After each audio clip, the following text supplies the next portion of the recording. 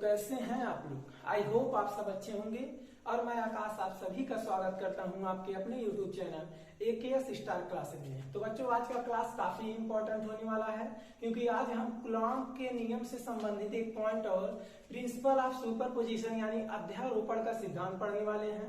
और अध्यारोपण के सिद्धांत से आपके पेपर में एक ना एक प्रश्न अवश्य पूछा जाता है, वो भी दीर्घ उत्तरीय प्रश्न में, जो कि 4 या 5 नंबर के आपके पूछे जाते हैं, वो भी न्यूमेरिकल होते हैं। तो बच्चों, बहुत ध्यान से आज का क्लास देखेंगे क्योंकि आज का क्लास आपके एग्जाम ऑफ व्यू से काफी इंपॉर्टेंट होने वाला है। तो यह पॉइंट हमारा क्या है? अध्यारोपण का सिद्धांत। तो अध्यारोपण का सिद्धांत क्या है बच्चों, आइए देखते हैं, थोड़ा सा समझते हैं।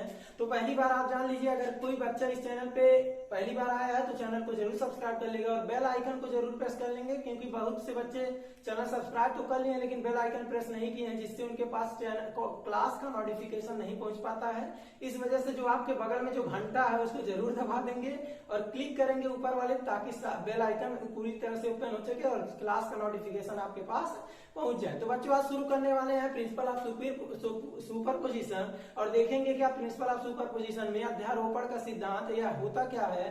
तो बच्चों, अध्यारोपण का सिद्धांत क्या है यह जान लीजिए। यह किसी सिस्टम के लिए बनाया गया है। अध्यारोपण का सिद्धांत क्या बच्चों? किसी सिस्टम के लिए है। अगर किसी सिस्टम यानी किसी निकाय में हमारा 2 से अधिक चार्ज हो, कितने चार्ज हो बच्चों?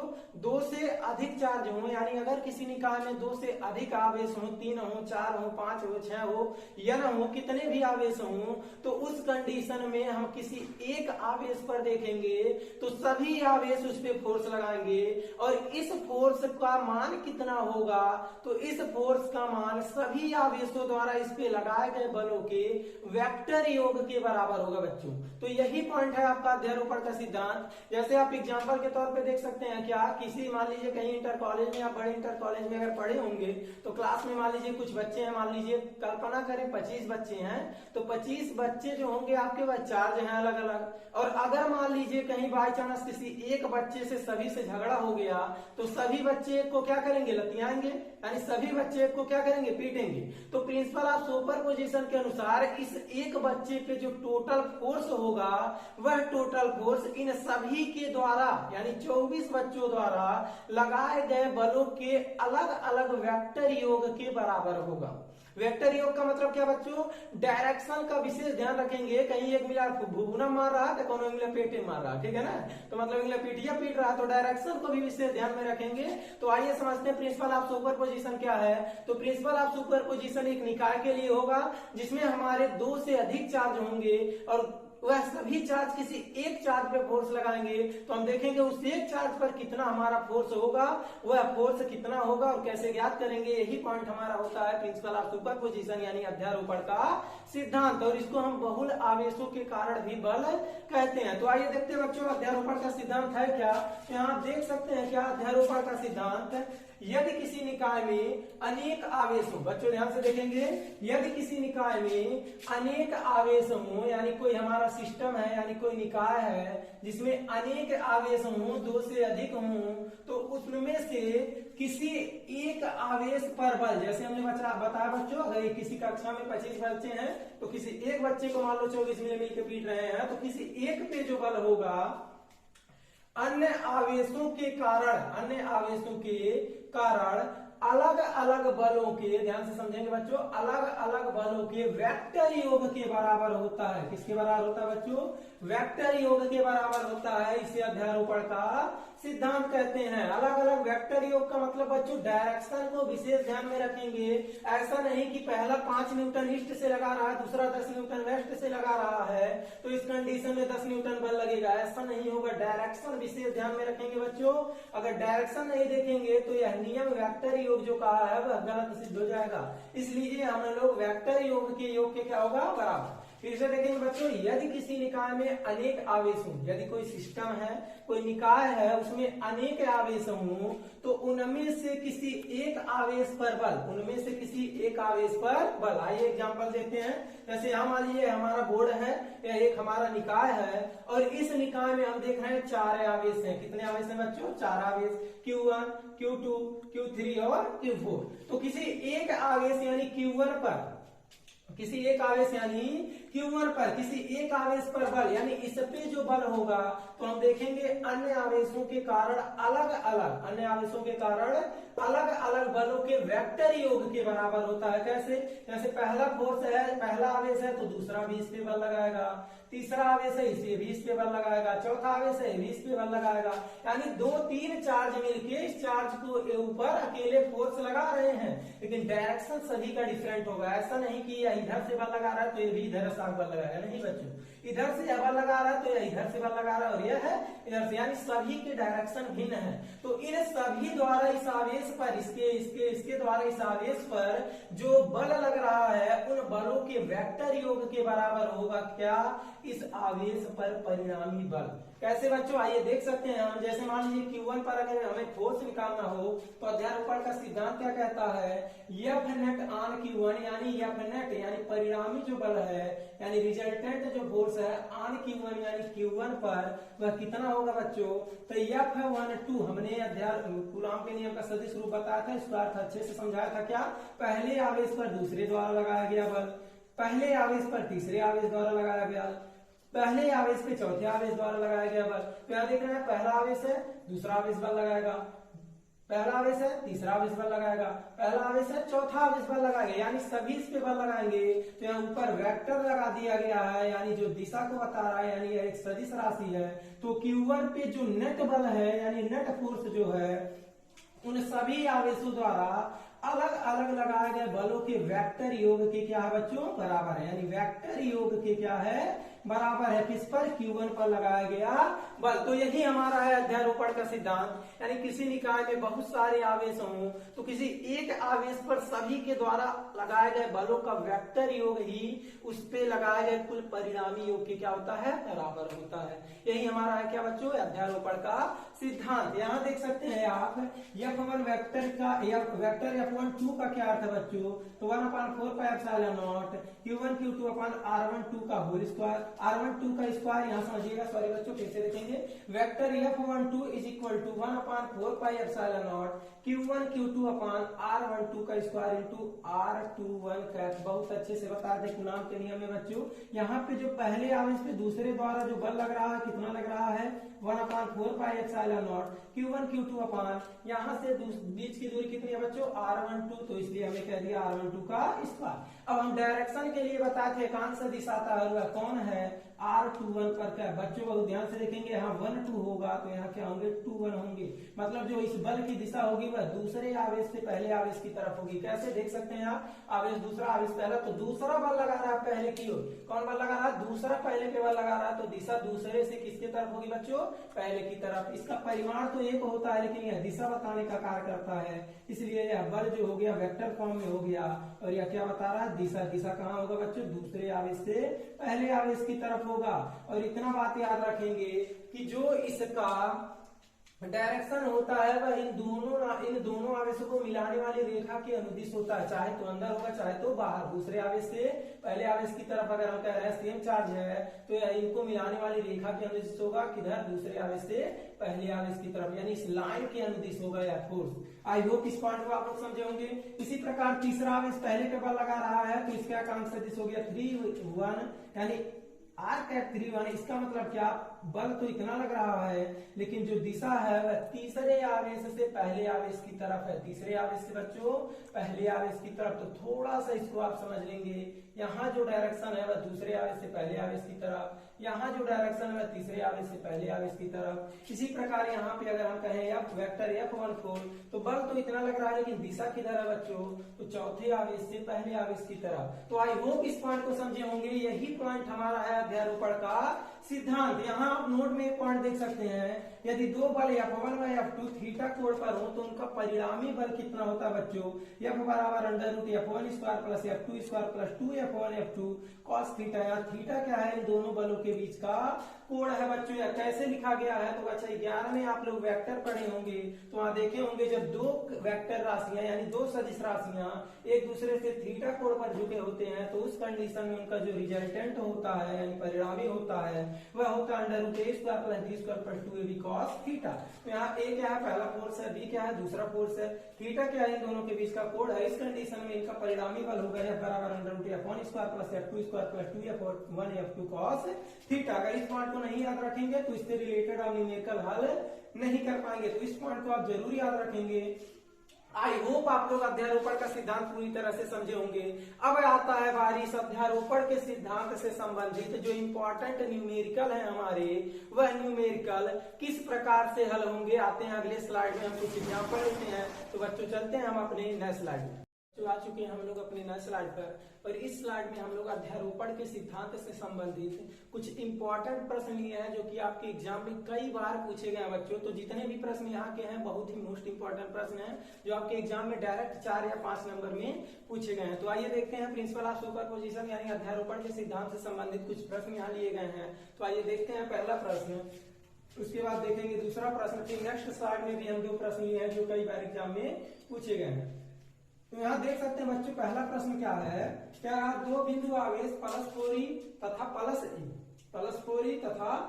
ई परस्पर ए दूरी पर स्थित है। ध्यान से समझेंगे बच्चों। मान लीजिए यहाँ पे हमारा कोई +4e है, बहुत ध्यान से बातों को समझेंगे, +4e है, और यहाँ पे हमारा कोई कितनी दूरी पर है दोनों आवेश बच्चों, ए दूरी पर। मान ले रहे हैं यहाँ से ए दूरी पर हमारा कोई दूसरा आवेश है क्या, +e। कौन है बच्चों, +e। अब कह रहा है बिंदु आवेश, कह रहा आगे एक तीसरे बिंदु आवेश Q को, यानी एक कोई थर्ड चार्ज कह रहा है Q को दोनों आवेशों को मिलाने वाली रेखा पर कहां रखें कि वह संतुलन में हो। कि वह किसमें हो बच्चों, संतुलन में। यानी जब उस आवेश को हम इसके बीच में रख दें तो वह इधर उधर हिले डुले ना, अपनी स्थिति को क्या करे, बनाए रखे। तो ध्यान से समझेंगे बच्चों। हम मान ले रहे हैं वह जो हमारा थर्ड आवेश है उसको हमने यहाँ पे रख दिया, कितना बच्चों, Q है, और इसकी दूरी जो है 4e से मान ले रहे हैं x है। कितनी दूरी है बच्चों, x है।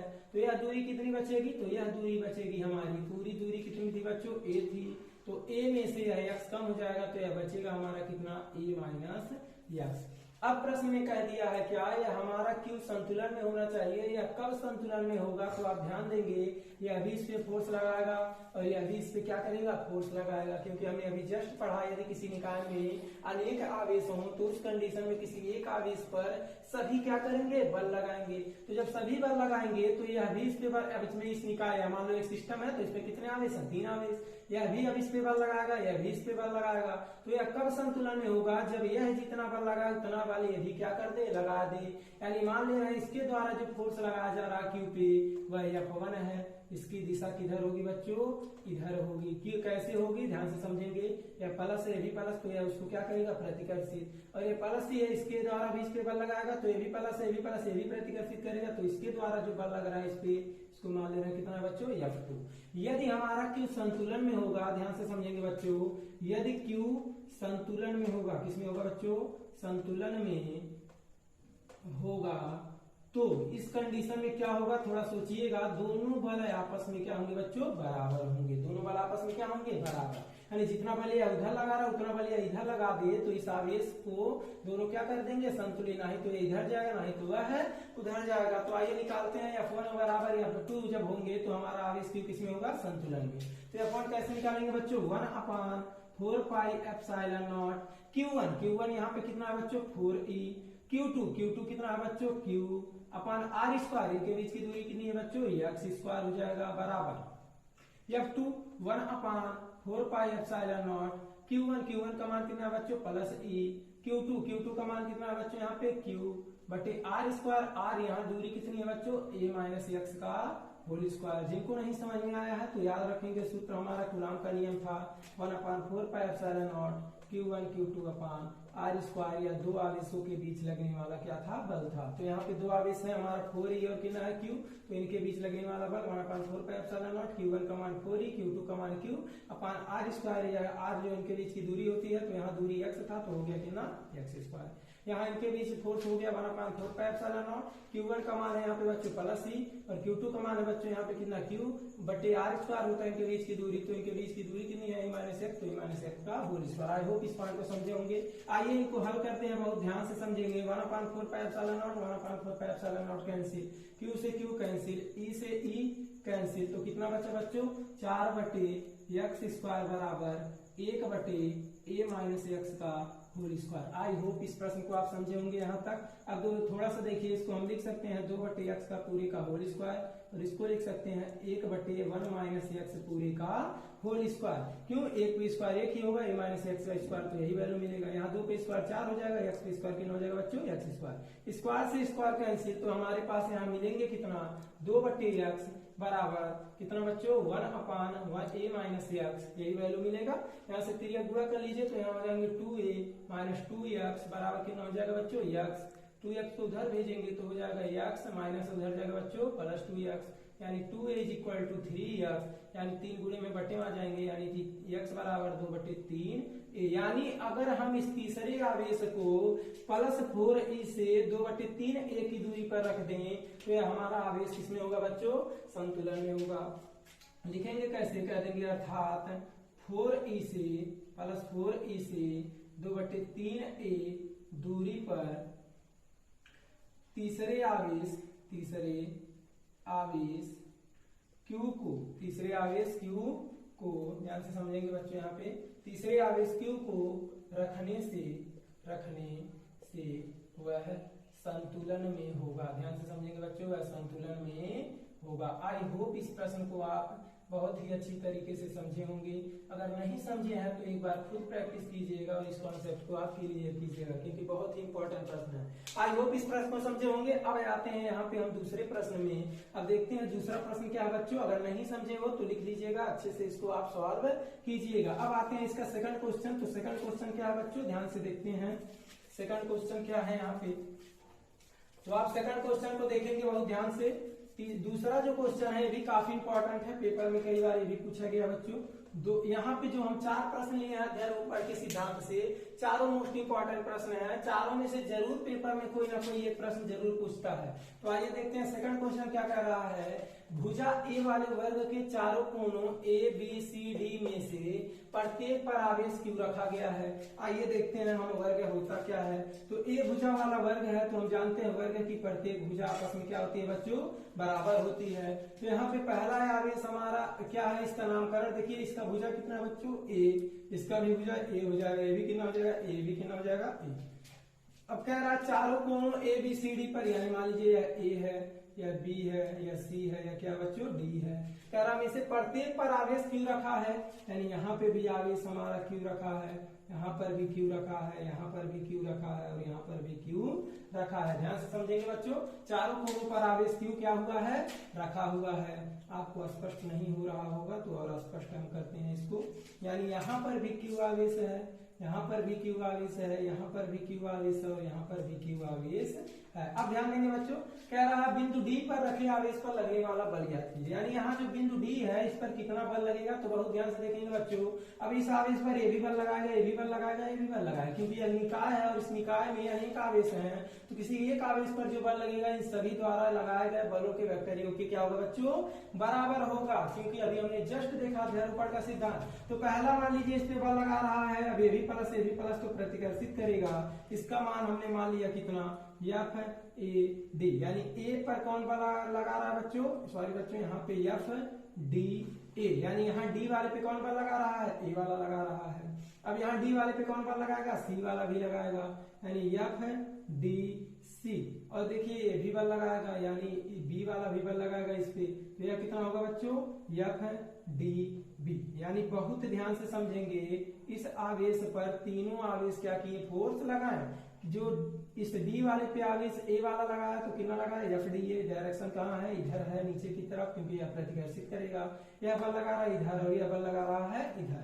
अब ध्यान देंगे बच्चों, जो F नेट होगा D पर, यानी जो हमारा F नेट होगा D पर, बहुत ध्यान से समझेंगे, यानी F नेट ऑन किस पे बच्चों? D। F नेट ऑन किस पे बच्चों? D। तो D पर जो बल होगा वह कितना होगा? तो वह होगा इन तीनों के योग के क्या होगा? बराबर। लेकिन किस योग के? वेक्टर योग के बराबर होगा। तो इस वजह से हम कहेंगे FDC प्लस FDA। तो आप पहले फोर्स लिखे थे, आप किसी को भी इधर उधर लिख सकते हैं, प्लस FDB बी, यही होगा बच्चों। बहुत ध्यान से देखेंगे, यह तीनों फोर्स के वेक्टर योग के क्या होगा, बराबर। अब ध्यान देंगे बच्चों, यहाँ पे तीनों फोर्स आप एग्जैक्ट जोड़ नहीं सकते। क्यों?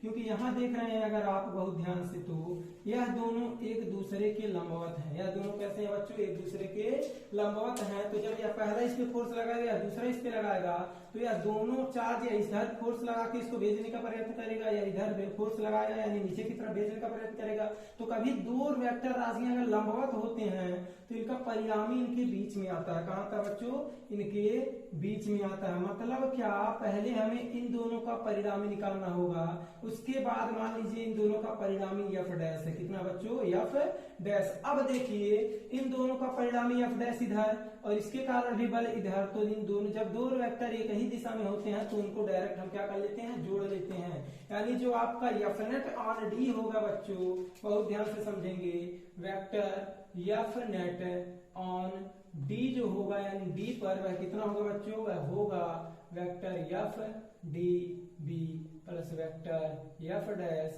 प्लस एफ डैश, यही दो फोर्स होंगे किस पे, बिंदु डी पर। तो पहले बच्चों यहाँ देखिए एफ डैश हम निकालें कैसे, तो एफ डैश निकालेंगे कैसे, पहले इन दोनों फोर्स के लिए बात करते हैं। तो अगर एफ डैश निकालें हम, तो बच्चों ध्यान से देखेंगे, तो पहले एफ डैश निकालते हैं, तब यहाँ पे वैल्यू मान लेंगे इक्वेशन फर्स्ट। तो एफ डैश हो जाएगा बच्चों, हमने जस्ट बताया अभी, अगर दो वेक्टर एक दूसरे से थीटा कोण पर हों तो उनका परिणामी होगा under root F one square plus F two square plus 2f1 f2 cos theta, यानी एफ डैश बराबर होंगे under root F one square. F one का मान कितना है बच्चों, यहाँ पे देखिएगा, पहला फोर्स इसको मान लो, दूसरा इसको मान लो, चाहे इसको मान लो, इसको मान लो, यानी इन दोनों का परिणामी हम निकाल रहे हैं। तो होगा कितना, एफ डी सी का स्क्वायर, ध्यान से देखेंगे बच्चों, प्लस यहाँ पे कितना होगा दूसरा, एफ डी ए का स्क्वायर प्लस कितना होगा बच्चों, 2 F D F one F two cos theta, F one F two cos theta, यानी F D C F D A cos कितना बच्चों, थीटा। यहाँ पे आप बताइए थीटा कितना होगा, तो थीटा यहाँ पे 90 होगा,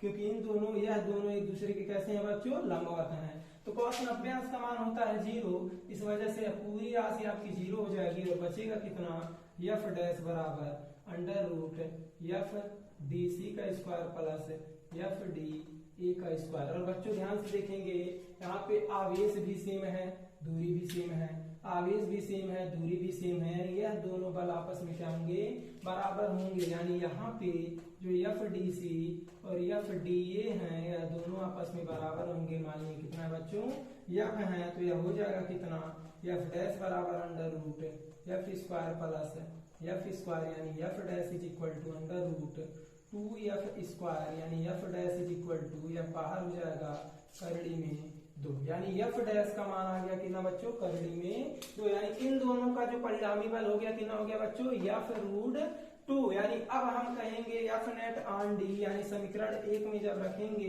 पहले इन दोनों मानों को निकाल लीजिए, तो एफ डी भी होगा कितना बच्चों, ध्यान से देखेंगे, यही हमारे एफ डी और एफ डैश है, तो होंगे कितना, ध्यान दीजिएगा। अगर एफ डी बी हम निकालें, एफ डी बी, तो यह कितना होगा बच्चों, एफ डी बी देखिएगा, यही है हमारा एफ डी बी, यानी यहाँ पे यही है।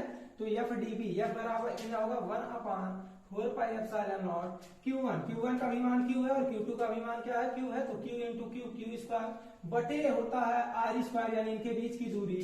तो इनके बीच की दूरी यही है, तो इस बात को याद रखेंगे, जो वर्ग होता है, वर्ग का जो विकर्ण होता है वह करड़ी में होता है, वर्ग का विकर्ण करड़ी में 2 गुणे भुजा, कितना होता है बच्चों, करड़ी में 2 गुणे भुजा, यानी यहाँ पे हो जाएगा करड़ी में 2 और भुजा कितना बच्चों, a है, यानी वर्ग का विकर्ण होता है करड़ी में 2 गुणे भुजा, तो यहाँ पे वैल्यू हो जाएगा करड़ी में 2a और होता r स्क्वायर, तो इस वजह से इस पे हो जाएंगे क्या, स्क्वायर। यहाँ पे जब एफ डी बी निकालेंगे आप, तो आपको मिल जाएगा F D B is equal to 1/4 pi epsilon naught Q square बटे, यहाँ 2 बाहर हो जाएगा, यहाँ कितना हो जाएगा बच्चों, a स्क्वायर। आई होप इस पॉइंट को आप लोग समझे होंगे।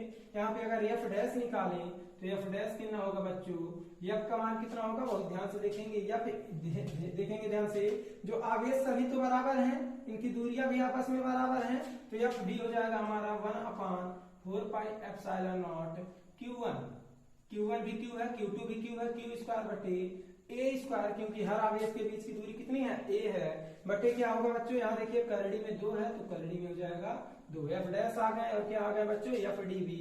अब इन दोनों मानों को समीकरण 1 में रखने पर, जब समीकरण 1 में रखेंगे बच्चों तो ध्यान दीजिएगा यहाँ पे इस पॉइंट को हम यहाँ मिटा रहे हैं।